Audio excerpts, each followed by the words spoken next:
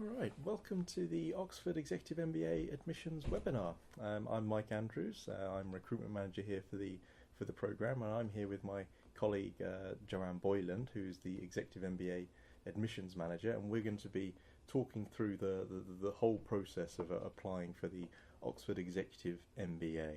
So whether you're at the beginning of the application process, so you're thinking about what does it involve, or maybe you're already working on your application, we'll be here to help you, maybe make the strongest application that you can. And I can see we've got quite a large, diverse group here already joining us for the webinar from all over the world.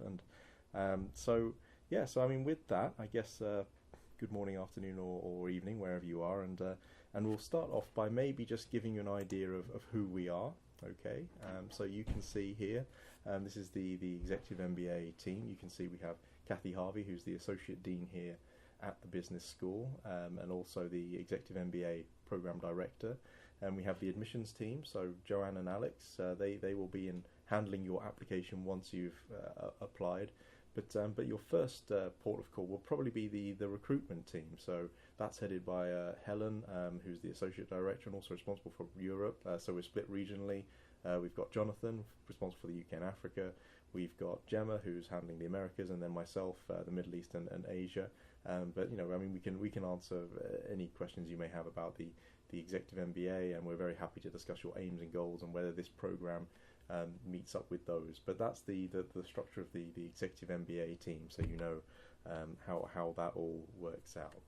Okay, so I'm just going to quickly go through today's webinar. So we're going to go a quick overview, which I'll do about the application admissions process to give you an idea of timelines. And then Joanne is going to be leading on the next stages, which go into the depth of the application, so submitting the online application form, the materials needed. We'll also have a session on some essay advice, and then a bit on the interview, the second stage, the interview, and then the responses for that.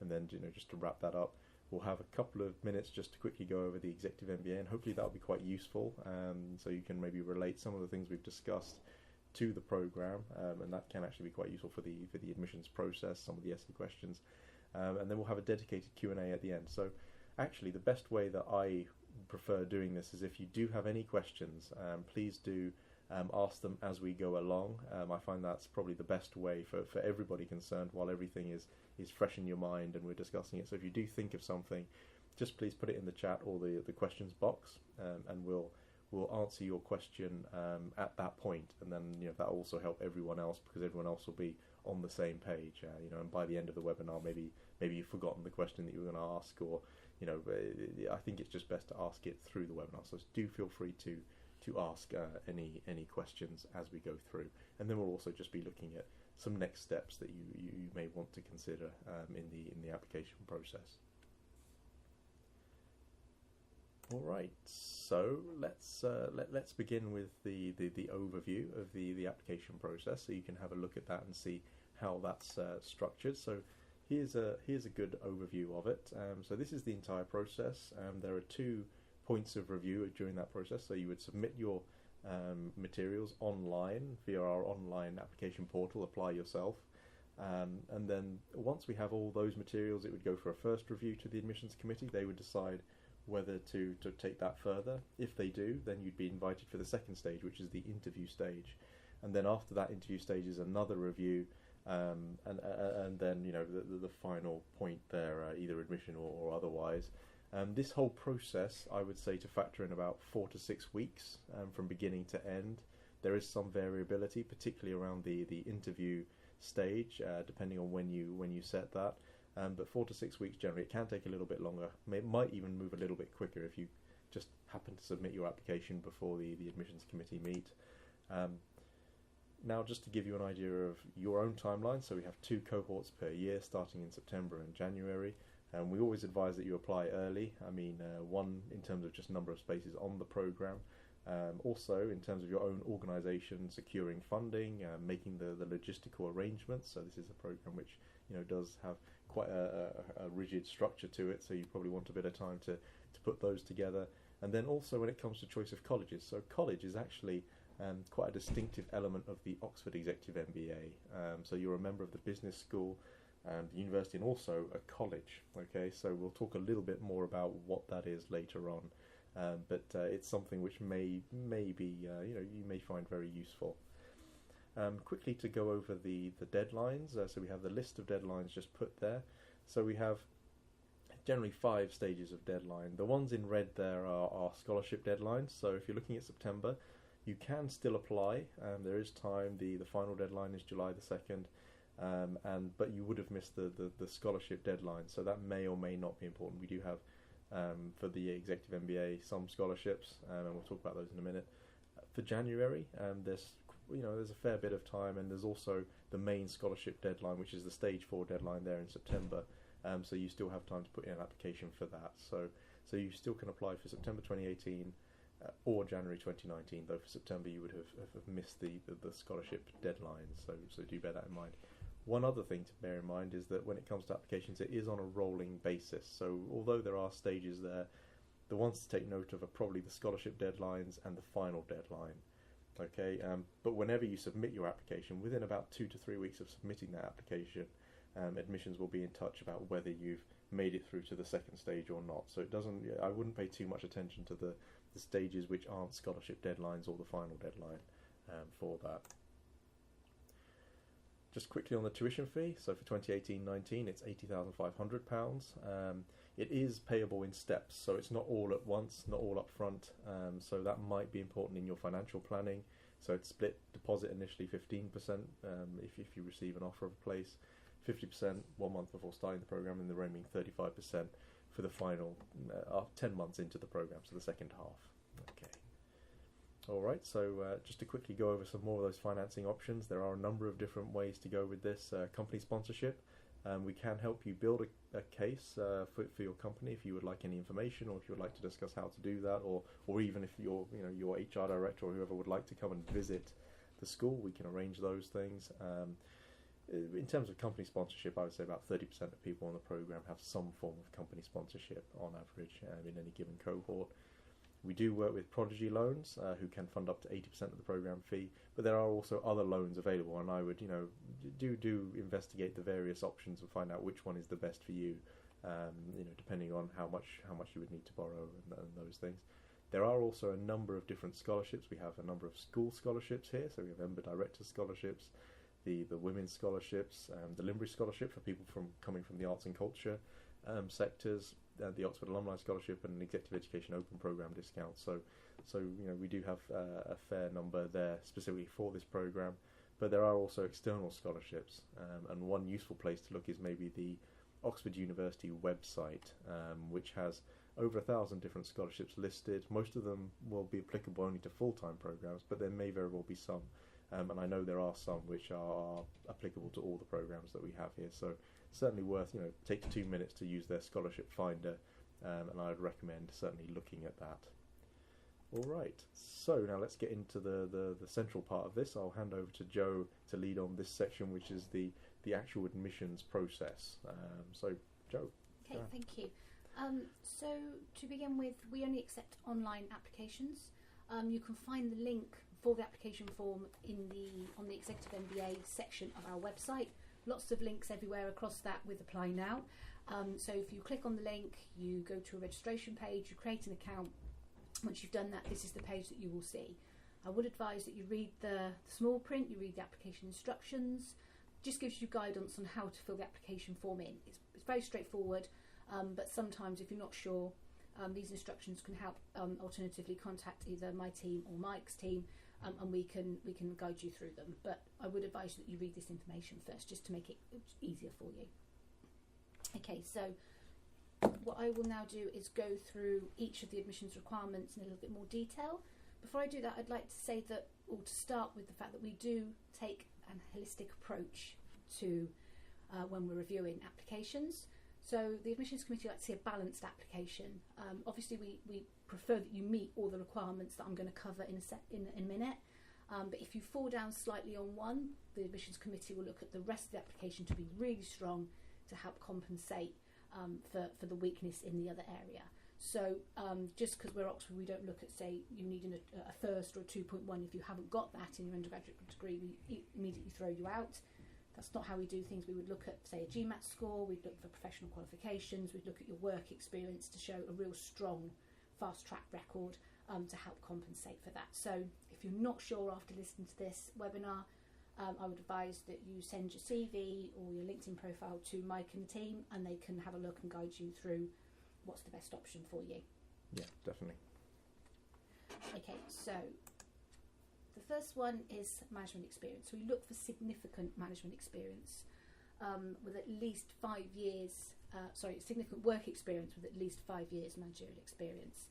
The reason for this is that you need to be of a certain level within your organisation, so you're able to go back and implement the projects, the knowledge, the learning that you've gained here whilst you're on the programme. Also, you need to be of a certain level where you can contribute in class. It's not just what we will teach you, it's what you will teach each other, what you will learn from each other. And the more experience you have, the better your experience is going to be in the classroom and your fellow student. So that's one of the reasons why we look for that management experience. In terms of management experience, it's a broad definition, so it can be managing one person, a group of people, vast teams of people. It can be managing projects. So it's not just one thing we're looking for. We will look for management of any kind within your CV. One of the requirements of the application form is obviously a CV. We like to see 1-page, 2-page CV, and we'd like you to keep it very much bullet pointed as to what your achievements, etc. So we can get the admissions committee can get a snapshot quite easily of what your experience is. Yeah, and I think just to add to that, one thing that would be quite useful if you are producing that CV, or maybe you're uploading your CV to the website, is that if you had a couple of metrics, just a couple of metrics to maybe give an idea of the scope of your management experience, whether that's with people, whether that's with portfolios, whether that's with project sizes that you've been responsible for, or budgets. That would be really, I think that's generally pretty useful as a gauge. Just 1 or 2 metrics, not too much. I wouldn't want to add too much on that, but I think that's normally quite useful in the first instance, and then we can discuss it and we know what the magnitude of your management experience is. Okay, so academics, we look for an undergraduate degree of at least 2.1, the UK equivalent, UK scoring, or a GPA 3.4, 3.5. You need to be educated to a certain level so that we feel that you can keep up with the programme, keep up with the content. This is a master's at Oxford, so it's going to be fast paced, it's going to be intensive, so we need to know that you're educated to a certain level so you'll be able to keep up with the rest of the class. If you're not sure on the equivalency of your final grade on your qualification, contact myself, my team, contact Mike, and we can tell you what the equivalence is. When we process applications, we convert all final grades into the UK equivalents. We're considering everybody on an equal level playing field. But say if you're not sure, speak to the team, and we can help you with that. For any qualification that you list on the application form, you do need to upload copies of your transcripts, and if you are invited for interview, you will need to provide hard copies of those transcripts. When I say transcripts, it's the sheet of paper that lists the subjects that you studied and the score that you achieved for each of those subjects. It also needs to tell us the final qualification and your final grade. The admissions committee will look at those transcripts when reviewing your application form. We don't necessarily have a preference in the subject. It doesn't have to be in maths or finance or business because it's a business school. We just need to know that you're educated to a certain level. If you don't have an undergraduate degree, then we will consider a master's. Again, we're looking for around a merit, again a GPA 3.4, 3.5, that type of level. But again, if you're not entirely sure, the best thing to do is to speak to Mike and his team in the first instance, and they can guide you. Yeah, definitely. I mean, when it comes to academic qualifications, equivalence does also vary by university here in the UK. Yes. So one university may see something as equivalent to a 2-1, we may see a different grade equivalent. So please do check that. And for countries themselves, I mean, I also handle India and China, and the equivalence there varies also significantly by the type of institution attended. So I mean, if you are wondering exactly where your qualifications come out, please do feel free to get in touch. Maybe even send us scanned copies of your transcripts, and I'm very happy to check those out with our international admissions department, and they can get the equivalence sorted out. So I think that's just generally a good thing, just to make sure everything is fine. It may very well be, but it's always good to double check in my experience. Okay, so the next thing that we look for is a GMAT score. So if you have less than 10 years management experience, it's preferred that you sit and submit the GMAT test. As you can see there, we look for a score of around 600. If you're slightly lower than that, absolutely fine. Don't automatically think that you'll be thrown out, you won't be considered. Again, speak to Mike and the team before you submit, just so they can give you some advice on that. If you haven't come across this test before, it's a test that assesses your quantitative, analytical, verbal and integrated reasoning skills, all things that you're going to need on the programme. So again, it's something that's really important. It helps the admissions committee assess your ability. What some people do is they will do tests. There's lots of preparation and mock tests that you can do online. Some people will go and pay and do a test just to see where they score, and then they know whether or not they need to go back to the drawing board and do some more preparation. If you have more than 10 years work management experience, then you can apply for a GMAT waiver. In that waiver, you would need to indicate and list the reasons why you're applying for that waiver. So you need to refer to previous academics that have quantitative analytical elements to them, previous work experience, any sort of major projects, etc., that you've been involved in that would evidence your ability within those areas. The waiver isn't automatically guaranteed, isn't automatically granted, I should say. If you are invited for interview, it's discussed at that point, and then the admissions committee will make a final decision as to whether to grant that waiver or not. Again, we would let you know what the outcome of that was. But if you haven't come across this before, it's definitely something to have a look at. Even people with 10 years management experience still like to sit the GMAT. Sometimes they like to show evidence of their ability, of what they're able to do. This is very important if you don't have an undergraduate degree. Should have mentioned this previously. If you don't have an undergraduate degree or a degree of any kind, then we will consider a professional qualification, so ACCA. We consider that equivalent as a bachelor degree. But this, again, if you're in the circumstance where you don't have that qualification at all, this is really important. This is going to help you because we need to see evidence of your academic ability. You're applying for a master's program at the end of the day, so we need to see what you're capable of. If you're not sure where you fit in with this scenario, again, I keep saying it, but speak to Mike and the team, and they'll be able to guide you. Yeah, definitely. I mean, we can talk about looking at your background and seeing whether a GMAT waiver is the right way forward or not, taking everything else into account. We do have a financial workbook, which we can also, use to assess, so we can send that to you. You can have a look through it and see, if you looked through it and were struggling, then that might be a sign that you would need to maybe do the GMAT for your own good as well, and to ensure that you could get through the program. On the other hand, if you look through it and maybe you're finding it very familiar, then maybe that's a sign that you could apply for the GMAT waiver based on what you've already done, and we can probably look a bit more into that as well. Okay, so the next is English language. Obviously, we are an English-speaking institution, so the degree is taught in English. So we need to be sure that your English is of a certain level that you're able to keep up with the programme, you're able to understand the content that we're delivering to you. So if English isn't your first language, if you're not entirely sure which countries come under that, contact us and we can give you a list as defined by the UK Border Agency here. So if English isn't your first language, then you have two options. If you could either sit the English test, so a TOEFL or an IELTS. We have minimum score requirements for those. IELTS is 7.5 and TOEFL is 109. Failing that, if you've worked in an English-speaking environment, and the nature of business now that pretty much everywhere is English-speaking, or if you've studied a degree in the medium of English for at least 9 months, then you can apply for a waiver to the English language requirement. Again, the waiver would have to, if it's a work environment, you'd have to explain in what capacity, for how long, etc., that you've been using English in that environment. For the degree in English, some transcripts will state on them that the medium of instruction was English. Failing that, we would need a letter from your university to confirm. This is a really common request to universities now, so it's something it's easily obtained.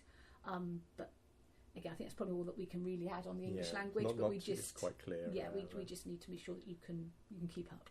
Yeah, definitely. But yep. Okay. So the last part are references.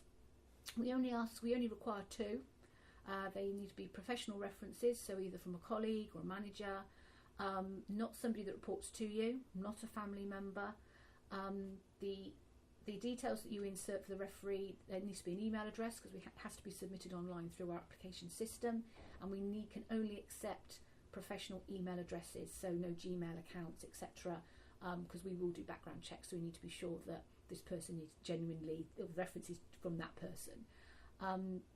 What I would mention is some people don't want to approach their manager about their application until they've been made an offer. We understand that, so a previous manager is absolutely fine, not a problem, but I pick somebody that works with you on a daily basis, knows who you are, knows how you operate, knows your strengths and weaknesses, how you deal with problems, how you deal with projects in the past. Don't just pick the CEO because they're the CEO, they may not know you very well. We want somebody that can write a really good reference for you. It's a bit like a job application at the end of the day, the reference. So we want somebody that's going to be able to write a good couple of paragraphs rather than a couple of lines, because that's not going to benefit your application. We want somebody that really is able to do that. So pick somebody that you think's got the time and the capacity to be able to do that. If for some reason that they're unable to do it once you've submitted their details, we can add another referee. That's not a problem. But if your references haven't been submitted and everything else has, your application will just sit there until these have been submitted.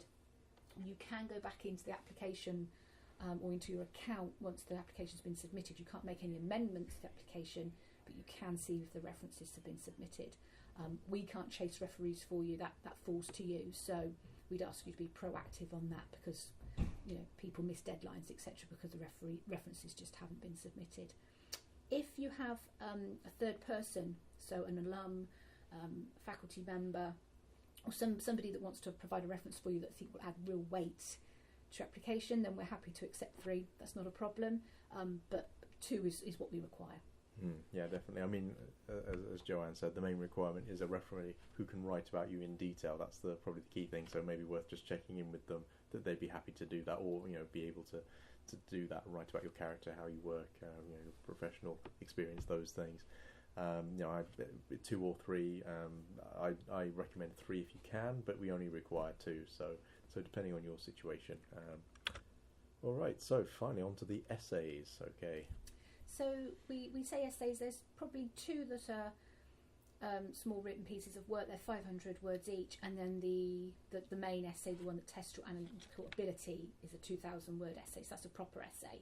We'll cover each of those in detail. Okay, so the first one, please outline your career objectives and explain how the MBA would help you achieve them.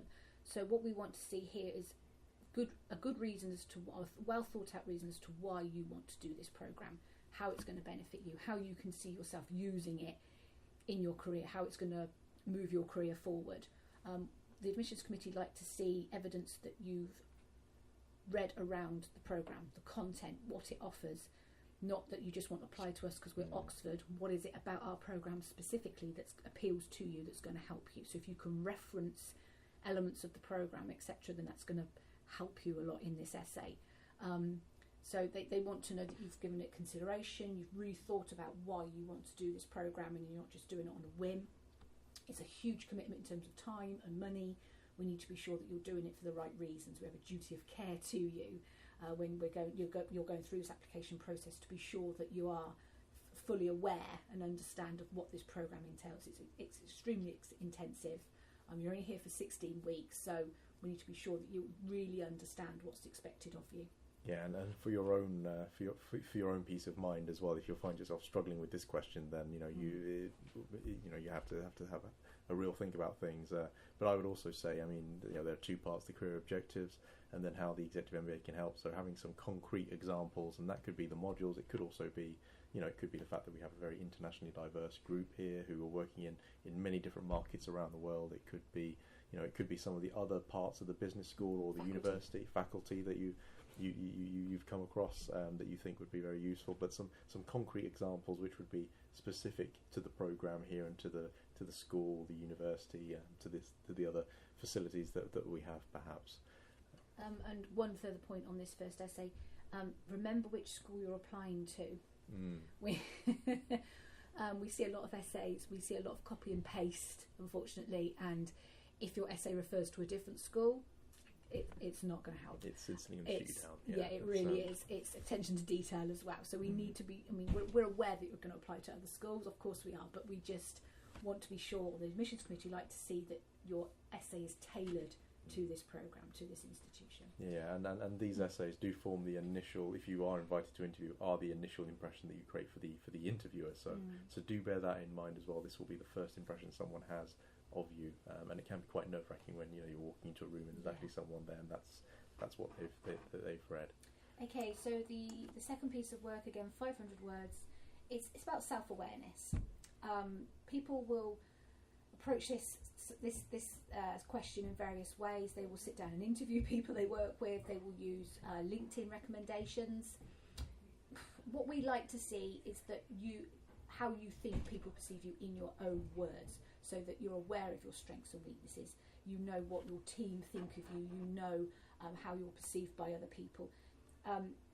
It's a hugely diverse class. You're with each other for quite intensively for a week at a time.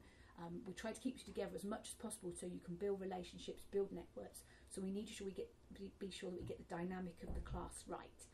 So we like to know that people are aware of themselves. It is really quite important.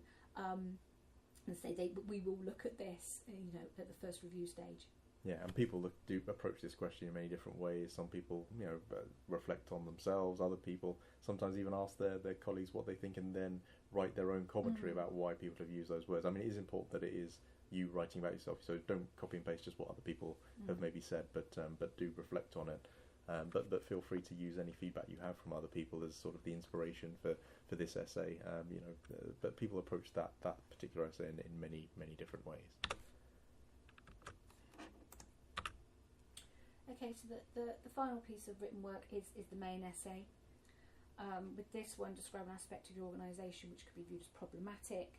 We then ask you to come up with 3 action plans which you could use to deal with the issue, assessing the advantages and disadvantages. I would say keep to the word limit. We don't want just a couple of paragraphs. We want a proper, well thought out, considered, analysed essay. This is the type of essay that you will be writing when you're on the programme. So this is where you're going to really sell yourself, show your abilities, show what you can do. This is where we want to see your analytical ability. This goes back to the GMAT test, etc. So we can see, how your strengths and weaknesses on that front.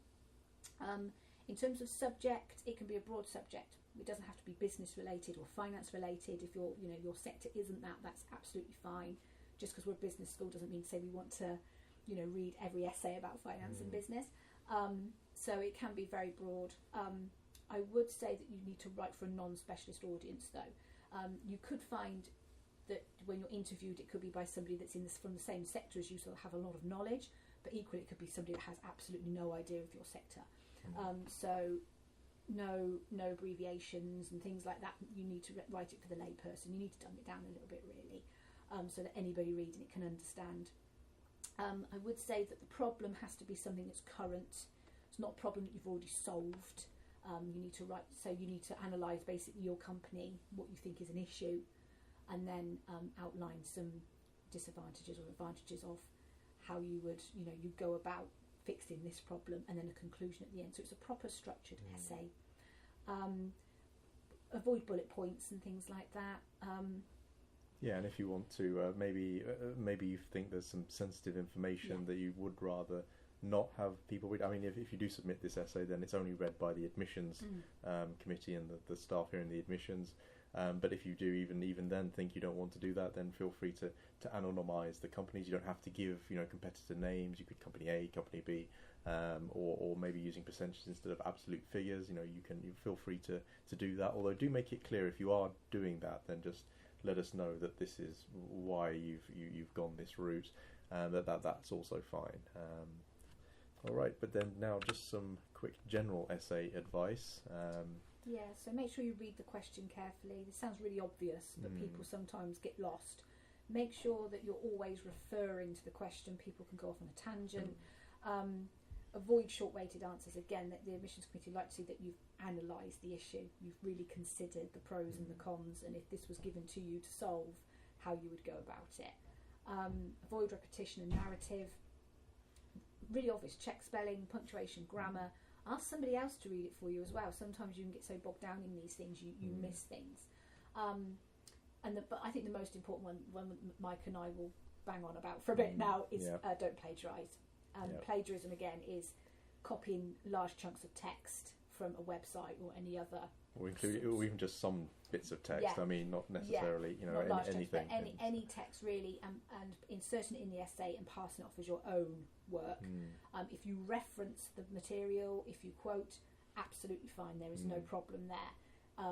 We run every written piece of work through a plagiarism detection software, and if it comes up that there's elements that are plagiarised, then that's not going to help your application. Again, if you're on the programme, any assignment you submit goes through the same system. So again, if it comes up plagiarised, the proctors will not be happy. It's going to cause you problems. So really, really be aware of that. If you're not sure, if you've not really come across this before, then there's a link on there that goes back to the university's main website and gives you advice on plagiarism and how to avoid it. But yeah, please don't plagiarise. Really, really good, strong applicants and applications have been negatively impacted because they plagiarised. Or just thrown in the bin, really. I mean, if there's plagiarism, then it's instantly a red card, so it almost doesn't. Yeah, it shows laziness. It shows that you're not really. We appreciate you're busy people, and that there's time constraints, but you need to give yourself as much time as possible on this essay and be sensible about it. Yeah, I mean, ideally, most of the essays that we're talking about would generally be in your own words. I mean, your own aims and goals and your personality. I mean, certainly that the 2,000 word essay, again, that would probably be mostly in your own words. But if you do want to take something from anywhere, do make sure you reference and cite where you've got that from. And I wouldn't really go around just taking lots of things from different places and citing loads of different things and saying that's okay, because that's not too great either. But do make sure you just don't plagiarise. That's the big message there. So again, if you do take one thing away from this webinar, don't plagiarise. Okay. All right. Now on to the interview process and the post-interview results. Okay, so going back to the flow chart that you would have seen previously, once your application is complete, so every requirement that we've just covered is in and we're happy with it, your application is then forwarded to the admissions committee for their first review. There's two outcomes to that. Your application will be taken forward and you'll be invited for interview, or your application will stop there and then, and we will let you know whichever way that goes. If you are invited for interview, we arrange a mutually convenient time for you to have that interview. Ideally, we like you to come into the school so you can see the school, see Oxford, maybe sit in on a lecture if the class is in, etc. So you get a feel for the place, because I think that's as important as the content as well. If you can't do that, then obviously we're happy to do a Skype interview. There's no negative impact on the fact that you have a Skype interview. We appreciate that sometimes it's just difficult to get everybody in the same room type of thing. So if you are invited for interview, it's a one-on-one, one-to-one. There's no panel, it's just you and the interviewer. Interviewers are either faculty or senior members of staff here, or associate fellows, that sector consultants, industry advisors, got vast years experience in different sectors. So they're ideal to interview you, to assess why you want to do the programme and your suitability for the programme. So before you go into interview, reread your application, make sure you know it from back to front. We've had instances where interviewers have asked a question and the candidate has asked if they could, I can't remember, can I have a look at my application? Doesn't go down well. So we need to be sure that you understand, you really do understand why you want to do this programme and you're familiar with the content. One of the reasons you are interviewed is to cross-check the information in the application form. So if you say that you can't remember what's in there, that's a red flag. Did you put that application together? So we need to we're double cross-checking everything all the time. Again, be familiar with the course. They will ask you about the programme, why you want to do the programme. They will refer to your essays, especially the third one. They will dig deep into that. So really know the subject, really know what you've written about inside and out, so that you can, again, the person interviewing may be from your sector, may be an expert in your area, so they're going to be able to really challenge you on some of the questions that they ask. So be sure that you fully understand what you've written about. Yeah, and your online application form is the basis for this. So be familiar with it.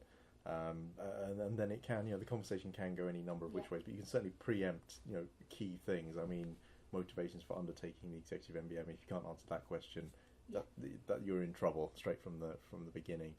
And then it's worth saying, as I say, the online application is the first impression that the interviewer has of you. So make sure that's, if you make sure that's as strong as you can make it, then you're already in a good place when it comes to the interview. So yeah, I mean, and I think it is worth coming into the school. And I'm very happy to, if there is a group in the executive MBA, maybe meet some people, maybe sit in on a session, and find out, that the fit is definitely there if you've not already done so. Okay, so once you've had your interview, the interviewer will make notes, they will do a write-up, and that will go back to the admissions committee along with your application again, and they will make a final decision based on all the information they have about you. Again, this can go two ways. We can make you an offer, or your application can end there, and again we will let you know which way that decides to go. So if we do make you an offer, initially we send you an email congratulating you, and also giving you access to the post-offer intranet site, which gives you lots of information about the next steps, how to secure your place, what you need to do from the point of now to when you start the programme. Obviously myself or Alex are available to guide you through that. We will prompt you when you need to send things in to us, but there's lots of information on there, so it's worth having a read. After that, we will then send you another email with your offer letters, terms and conditions, student handbook, etc. Lots of information in there to read, but the thing I would advise that you read, if nothing else, is the offer letter, because that is your contract with the university. So that explains what you, any conditions that are set, it explains any refunds that we will offer in what circumstance. So it's definitely important that you read that letter before you make any decision about whether to accept the offer. If you came in for an interview and you didn't have your original transcripts with you, or you had a Skype interview, we will request that you send those transcripts in to us. That is a university requirement.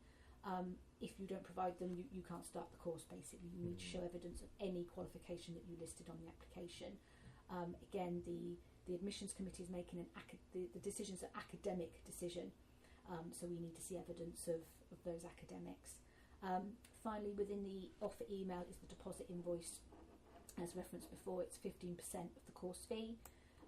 Usual payment terms are 30 days from that date of that invoice, but we can be flexible around that. So if you're applying for a scholarship, if you're approaching your company for funding, we appreciate these things can take time.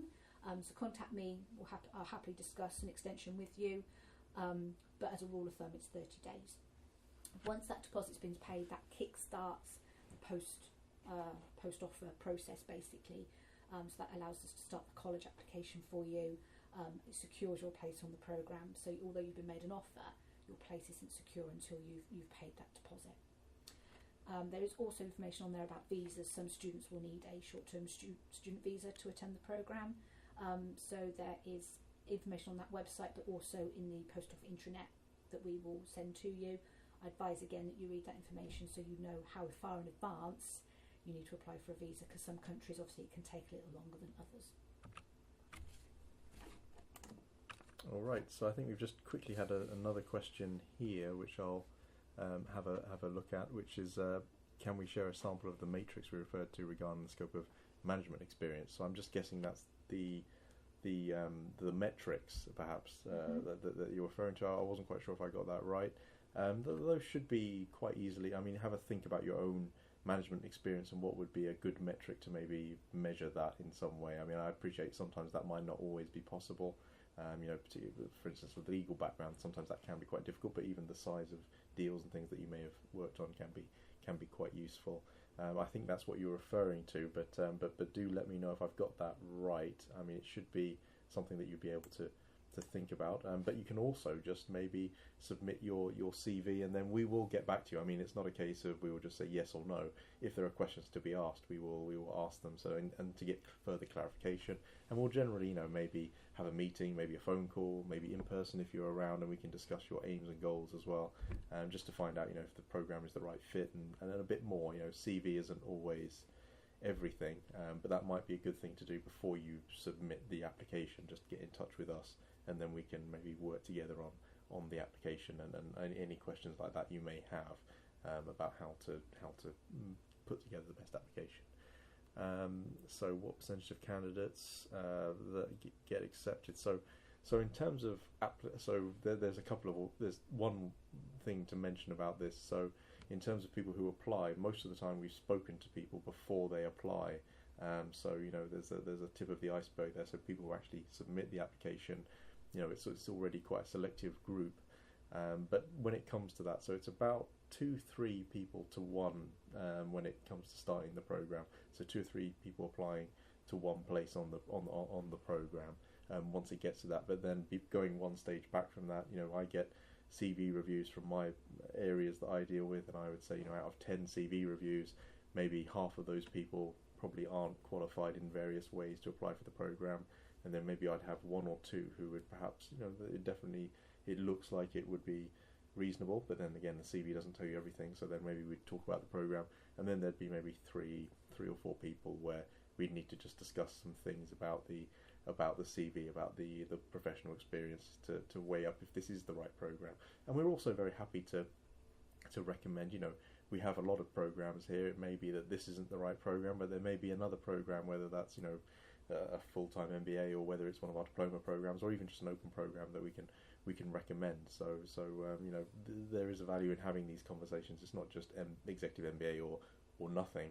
We're happy to discuss whatever fits best with your aims and goals, and talk about the whole of the executive education portfolio. Okay, hope that's answered that.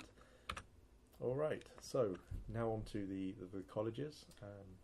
So as you may be aware, Oxford runs a collegiate system.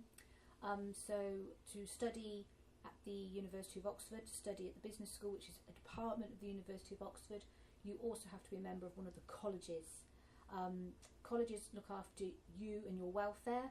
The business school looks after the teaching, the academic side of things. It's a little bit more complicated than that, but in this time frame, and to keep it simple, that's the gist of it.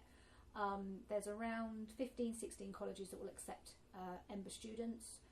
Some offer 2 places, some offer 20 places. So if there's a particular college that you have your heart set on, then I'd advise that you apply early as possible. I can't guarantee which college you will become a member of, but I can guarantee that you will be a member of a college. Once you've been made an offer, you've paid your deposit, I will ask you to provide me with your preferred college choice. That list again is on the Post Office intranet. I will send your application to that college for their consideration. Unfortunately, I have very little influence over their decision. They will base their decision on your application and nothing else. Some people ask if they can send in a supporting letter. No, they like to keep it fair as possible, so it's just based on your application. So another reason why to submit a really strong application. If for some reason you're unsuccessful at your preferred college choice, which a lot of students are, because I say if some colleges are very popular, they only have 2 places and they may have 10-15 applications to consider. So if you're unsuccessful there, university procedure is that your application is then automatically taken forward on your behalf and you are assigned a college. This process can take as little as 2 weeks to several weeks. I monitor it, I do chase, but it's that part of the process that I have little control over really, so it's quite frustrating. But unfortunately you have to be a member of a college to study here. Colleges can be slightly difficult for modular students like yourselves in the fact that you're not here full time, so you're not able to get the benefit of the college lifestyle that a full-time student would have. But what I would say to you is the main benefit to you is the network and the facilities that it provides to you. So when you're here for the week modules, you're based at the school all the time for your lectures outside of the overseas modules, that is. So if you wish to visit the college, you probably need to do that in the evening or add in a couple of days either end potentially of your visit.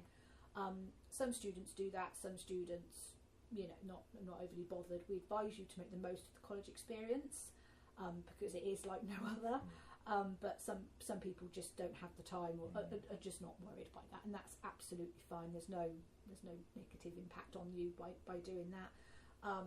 But it can be a little bit confusing. So if you haven't already, I would have a look at the university's website. Each college has its own website, and have a look at what the colleges offer, what they're involved in, and just to give you an idea as to what the college will do for you and the structure of the university, because it is confusing. The University of Oxford isn't just one building. it's lots of different buildings situated around the city, basically. There's no campus. There's it's no not campus. A campus university. The city is the university pretty much everywhere you go as a college or a building that belongs to the university or a department.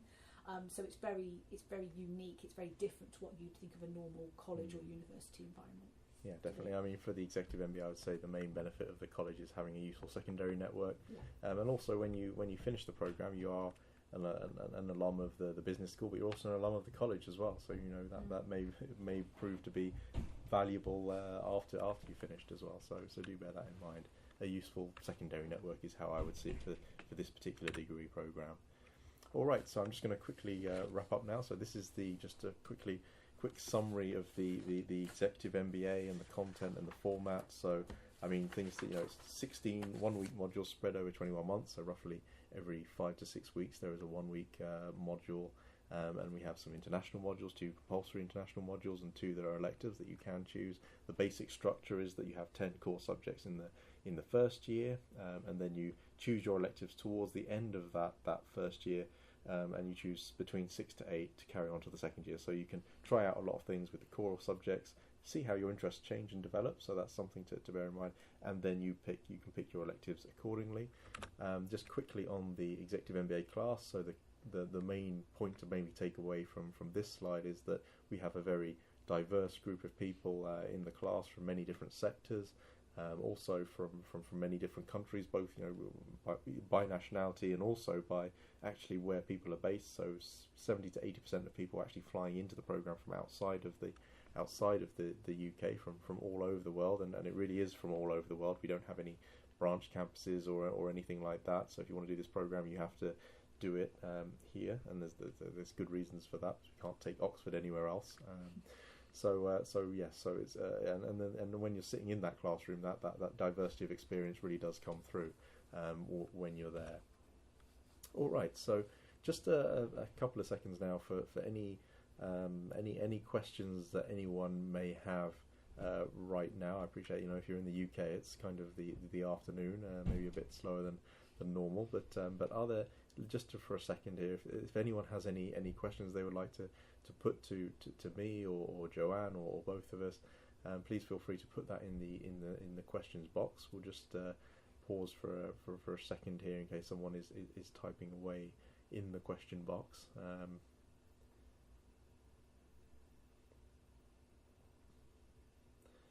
Okay, so we've had a question about average salary for the incoming class. So weirdly enough, the best statistics I've got on this are actually from the FT rankings. So I don't know if many of you have had a look at those. Now, I'm not a great fan of rankings generally. They're quite a good general guide, and maybe if there are some isolated elements of that ranking that are quite useful to you, that can give you some insight. But they actually have really good salary data.